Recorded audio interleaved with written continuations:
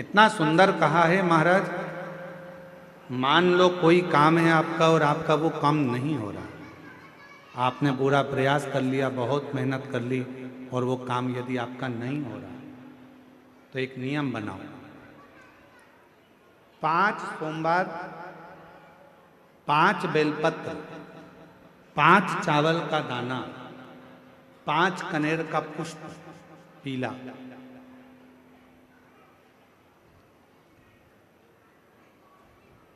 शिव जी के मंदिर में लेकर जाइए।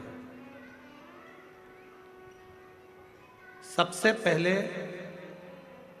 अशोक सुंदरी वाली जगह पर वो 5 बेलपत्र, 5 चावल के दाने और 5 कनेर का पुष्प अशोक सुंदरी की जगह, आपको मालूम है ना अशोक सुंदरी की जगह सबको। तो जैसे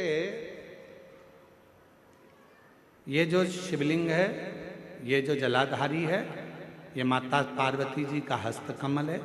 शिवलिंग शंकर भगवान का स्वरूप है। जल जो बहता है, राइट में गणेश जी, लेफ्ट में कार्तिकेय जी, बीच में एक मोटी सी लाइन होती है शिवलिंग के सामने, वो अशोक सुंदरी का स्थान है। शिवलिंग के ठीक ऊपर भगवान शंकर जी का जो जल बूंद बूंद गिरता है, वो भगवान शंकर जी की 5 बेटियां जया, विषहरा, श्यामली बारी, दौतली और देव। इस स्थान पर आप जो भी 5 बेलपत्र, 5 चावल का दाना, 5 कनेर का पुष्प लेकर गए हो, यहाँ समर्पित करो।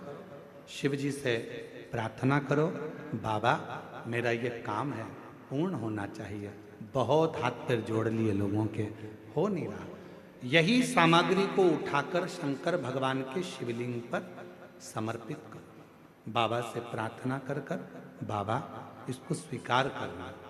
जैसे अशोक सुंदरी की बात को आप स्वीकार करते हो, वैसे ही अशोक सुंदरी की बात को स्वीकार कर कर मेरी झोली भरना।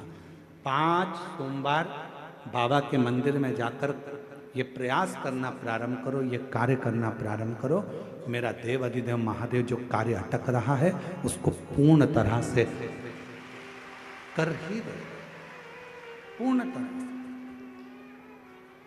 5 सोमवार का नियम बनाओ, 5 बेलपत्र, 5 चावल के दाने और 5 बोलो बोलो कनेर के पुष्प पीला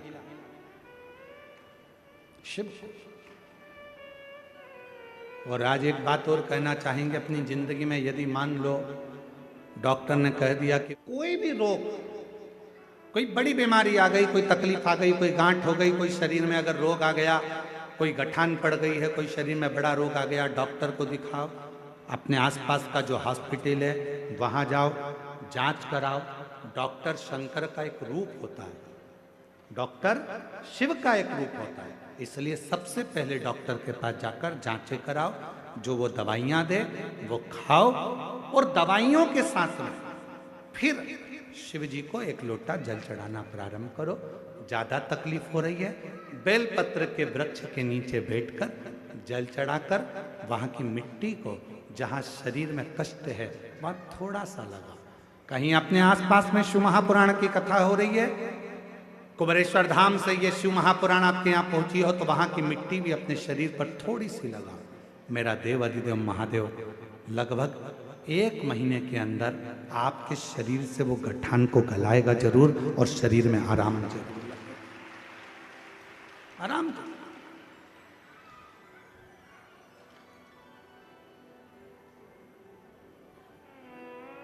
बेलपत्र की छांव के नीचे बैठकर भगवान शंकर का भजन। कभी आप लोग कुबेरेश्वर धाम जब आएंगे, या कुबेरेश्वर धाम की पवित्र धरा पर सीहोर में जब पहुंचेंगे, तो वहाँ पर जो बेलपत्र की वाटिका है, वहाँ जो 500 साल पुराना बड़ का पेड़ है, बट वृक्ष है, कभी आप लोग जब जाएंगे तो वहाँ कभी बैठेंगे, एकांत में बैठकर जब आप वहाँ श्री शिवाय नमस्तुभ्यम का स्मरण करेंगे, तो आपको ज्ञात होगा कि वो आपके धीरे धीरे दुख को, तकलीफ को, कष्ट को दूर कर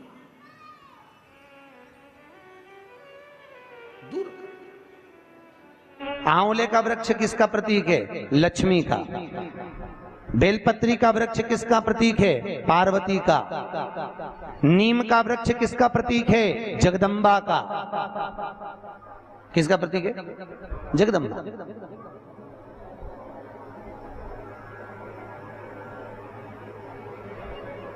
कितना सुंदर कहा है।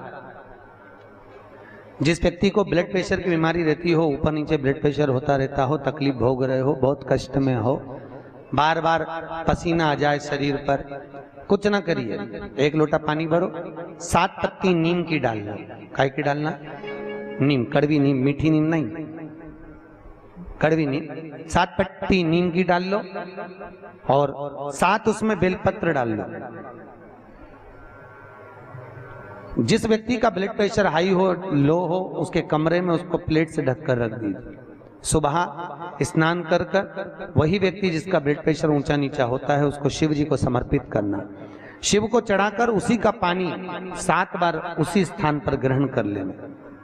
व्यक्ति का ब्लड प्रेशर बराबर हो जाता है।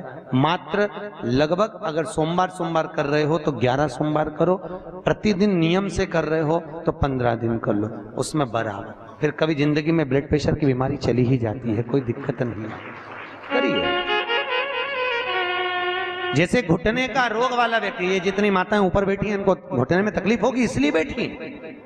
शिव महापुराण की कथा कहती है, शिवरात्रि के दिन रात को 12 बजे शंकर जी के मंदिर में चढ़ी हुई बेलपत्र उठाकर शिव मंदिर का शिखर देखकर 12 बजे रात को उस बेलपत्री को चबा चबा कर खा लो। जिंदगी में कभी घुटने का दर्द रहता ही नहीं, कभी जिंदगी में नहीं रह सकता। अगर डॉक्टर बोल दे कि घुटना बदलो तो पहले ये प्रैक्टिकल करके देखना शिव पुराण का। डॉक्टर बोले कि ये दवाई खाओ, वो दवाई खाओ, पहले ये दवाई खाकर देखो शिव पुराण। प्रैक्टिकल जरूर करो। और हम तो कहते हैं प्रैक्टिकल भी अगर काम नहीं चलता। एक महाराज प्रवचन दे रहे थे, प्रवचन में कह रहे थे, भैया शराब नहीं पीना चाहिए, गंदा नाली का पानी है, गटर में पड़ा हुआ पानी है, मत पियो, पी पी के बर्बाद हो जाओगे। उसी में महाराज का पहचान वाला बेटा था, उठ के खड़ा हो गया, ओ महाराज तो इतनी बड़ी बड़ी बात कह रहा, तेरा सग्गा भाई पी के तो गटर में पड़ा है, नाली में पड़ा है, और तू हमें ज्ञान दे रहा है। महाराज जी को क्रोध नहीं आया। महाराज जी ने कहा, भैया देख, मैं भी प्रवचन दे रहा हूँ, मेरा भाई भी प्रवचन दे रहा है, बस अंतर इतना है मैं मुंह से समझा रहा हूँ, मेरा भाई प्रैक्टिकल करके दिखा रहा है। मन तेरा, तू कैसे समझेगा? या तो मुख से समझ जा या प्रैक्टिकल देख के समझ जा। तो आपसे निवेदन है, प्रैक्टिकल जरूर करो, प्रैक्टिकल करे भी करना है जरूर। ये भान होना चाहिए, कहीं हो सके सीवर वाला महाराज झूठ तो नहीं बोल रहा। इसलिए शिवरात्रि के दिन, मुख्य शिवरात्रि के दिन रात को 12 बजे शंकर पे चढ़ी हुई बेलपत्र जिस शंकर के मंदिर की उठाओगे उसी शंकर मंदिर का शिखर देखकर चबा चबा कर खाइए। कभी जिंदगी में घुटने का रोग नहीं हो सकता, जिंदगी भर।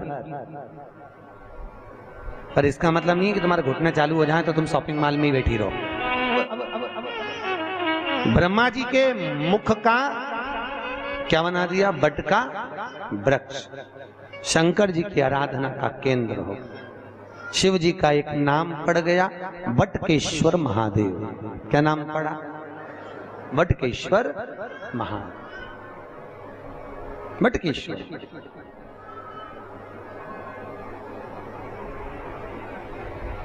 वटकेश्वर महादेव, शास्त्र कहता है जिस व्यक्ति को जीवन में कोई चर्म रोग हो गया हो,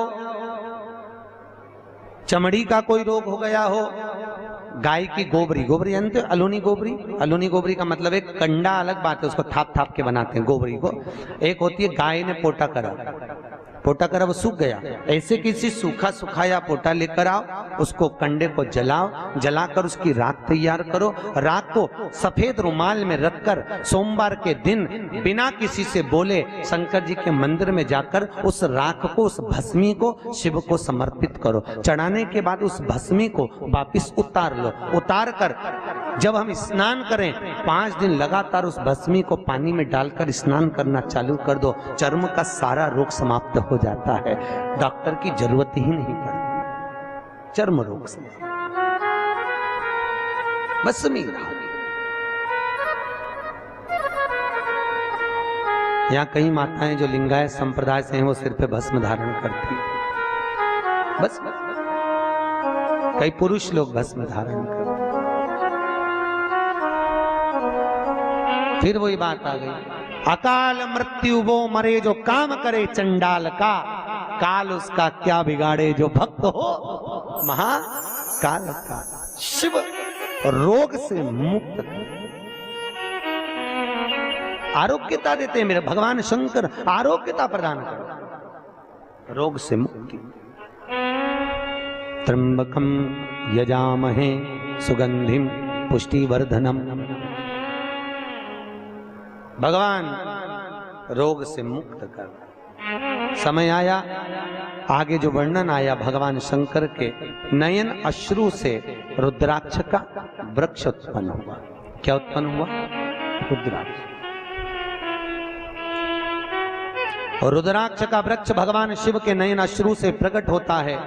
एक मुखी से लेकर 14 मुखी तक रुद्राक्ष होगा। गले में पहनते हैं, आप लोग धारण करते होंगे। कई लोग तुलसी की माला पहनते हैं, कई लोग रुद्राक्ष की माला पहनते हैं। ध्यान दीजिए, ये तुलसी और रुद्राक्ष क्यों पहना जाता है? जैसे घर में जो मंदिर बनाया जाता है घर के अंदर, उसमें शिखर नहीं होना चाहिए। जिसके घर के मंदिर में शिखर होता है उसके घर में कभी जिंदगी में शांति नहीं रह सकती। इसलिए घर के मंदिर में शिखर का मूलता नहीं रहती। ये उसी तरह है जैसे गरुण घंटी। गरुण घंटी देखिए आपने, वो बजाते हो गरुण जी महाराज की घंटी। ये घंटी का नाद कहाँ कहाँ करना चाहिए? गरुण घंटी का नाद किया जाता है सबसे पहले भगवान के सम्मुख में, ठीक है। दूसरी जगह गरुण घंटी का नाद करना चाहिए फिर अपने रसोई घर में जहां पर परिंदा भरा है उस स्थान पर, पितरों की शांति के। तीसरी जगह जहां पर अपना लक्ष्मी रखते हो, अलमारी तिजोरी, उसके पास में। चौथा घंटी का नाद करना चाहिए दरवाजे के पास में, दरवाजे के अंदर के भाग में। फिर पांचवा, गरुण घंटी को घर के बाहर, घर से दरवाजा लांग कर बाहर खड़े होकर घंटी का नाद किया जाता है। कहते हैं जो ये 5 जगह पर घंटी का नाद करता है उसके घर में कभी संपदा की कमी नहीं होती। इतना गरुण घंटी के नाद की महत्वता हो। पर दुनिया के लोग इतने आलसी हैं, बस भगवान की आरती करे तब घंटी बजाए, उसके सिवा धर दे होते। उसको मालूम ही नहीं कि घंटी कितनी जगह बजाना चाहिए, घंटी का नाद क्यों करा जाता। गरुड़ घंटी को जैसे घर में रखा हुआ शंख अगर खाली है तो हमारे घर में रखा हुआ शंख अगर खाली रहेगा तो लक्ष्मी आएगी और जाएगी, लक्ष्मी टिकेगी नहीं। इसलिए घर में जिसके घर में छोटा सा भी शंख हो तो उसमें कटोरी में रखकर या कोई स्थान पर कलश पे रखकर उसमें पानी भरना चाहिए। अगर शंख में पानी नहीं है तो घर में लक्ष्मी नहीं, शंख कभी खाली नहीं। 33 करोड़ देवी देवता में केवल एक भगवान शंकर हैं जिनके ऊपर शंख का जल नहीं चढ़ता।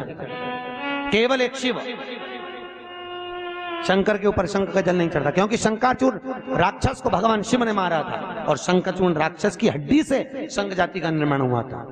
इसलिए शंख का जल शिव जी पे नहीं चढ़ता। शास्त्र कहता है जो भूल से भी शंख का जल शंकर को समर्पित कर देता है 1000 ब्राह्मण की हत्या के बराबर उसको दोष लग जाता है। इसलिए शंख का जल शंकर को समर्पित नहीं है। जिस व्यक्ति को नलियां चौक हो गई हों, डॉक्टर ने बोला बाईपास कराना पड़ेगा, उसको कुछ नहीं करना चाहिए। 7 बेर, बेर जानते हो क्या बोलते हैं यहाँ पर? बेर, बेर बोलते हैं। 7 बेर प्रत्येक शिवरात्रि को शंकर जी के ऊपर समर्पित करना चालू कर दो। 7 बेर, जिंदगी में कभी बाईपास कराने की जरूरत नहीं पड़ेगी। केवल 7 बेर, उसमें से 1 बेर 7 बेर चढ़ाओ, 1 बेर उठा के लाओ और वो व्यक्ति को खिला दो जिसको बाईपास के लिए डॉक्टर ने बोला। फिर दूसरी बार चेक करवाना, वो खुद कह देगा कि बाईपास की जरूरत ही नहीं है, नाड़ियां क्लीन है एकदम। अटैक की बीमारी नहीं होती, हार्ट अटैक नहीं आता उस व्यक्ति जिसने प्रत्येक हर महीने की शिवरात्रि पर 7 बेर शिव को समर्पित करना चालू कर दिया, उसको कभी अटैक नहीं आ सकती, हार्ट अटैक की बीमारी नहीं। हमारा शिव दयालु, कितना कितना भाई। सती और शिव का जहां विवाह हुआ था ना, क्या बोलते हैं, त्रिजुगी नारायण। कौन कौन गया? रात था केदारनाथ से 12 किलोमीटर इधर गौरीकुंड से त्रिजुगी नारायण है, जहां शिव और सती का विवाह हुआ था, जहां पर माता सती शंकर के साथ में जब विवाह करी थी तो 7 जगह पर रुकी थी। सती मैया के रुकने पर वहां कुंड बन गए थे 7। आज भी शंकर और सती के विवाह की अग्नि वहां पर जल रही है, आज भी विवाह किया।